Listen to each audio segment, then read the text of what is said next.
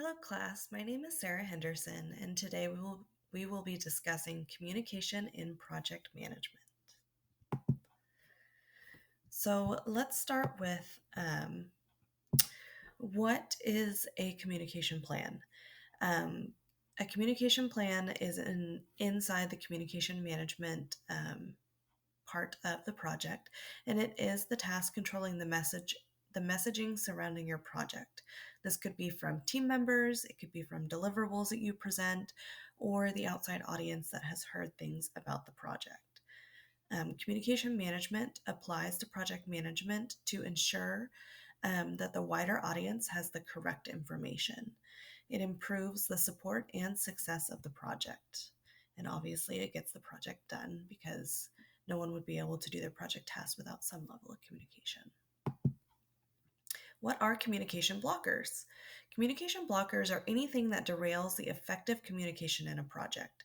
For example, ineffective meetings that don't result in task orientation like you'd like them to, or whatever reason the meeting was ineffective. Non-productive deliverables. So make sure you're basing these on the level of complexity of information required. And we'll talk about that later. And then any project team conflicts. Variables to consider when communicating to a project team. So what level of communication do they need?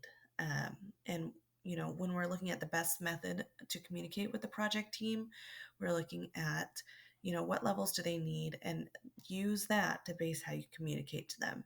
For example, if you're needing to get a project timeline update or budget updates or just any general major update on the project, that would be most appropriate to have a team meeting.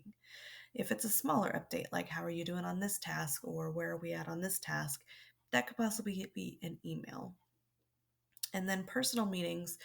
This is one-on-one meetings with a project team member and the project manager.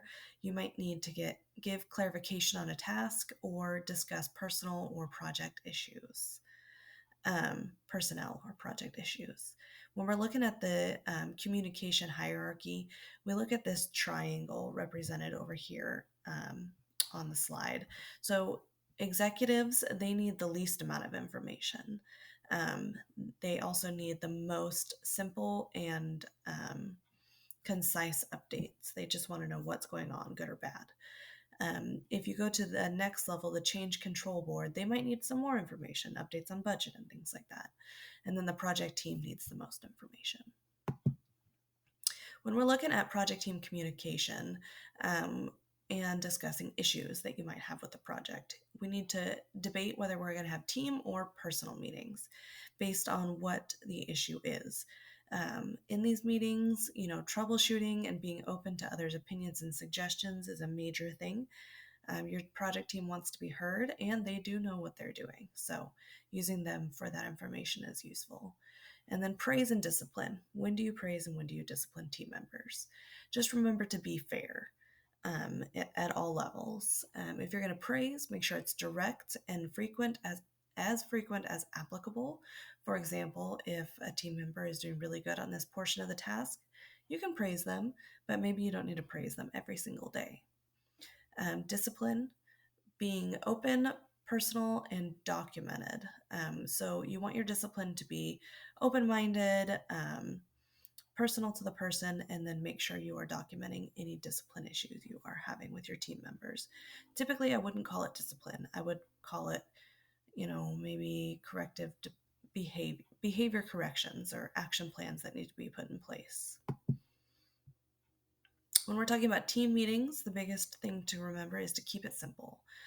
So in one of our projectmanager.com videos, she discussed the 4 portions of a team meeting. So preparing for the meeting, communicating what you need, facilitating the meeting, making sure it's on time and on task, and then wrapping up that meeting. In conclusion, communication improves the success of any project. Keep it simple and concise, and make sure you're communicating based on the level of information needed. These are my references, and please let me know if you have any questions. Thank you.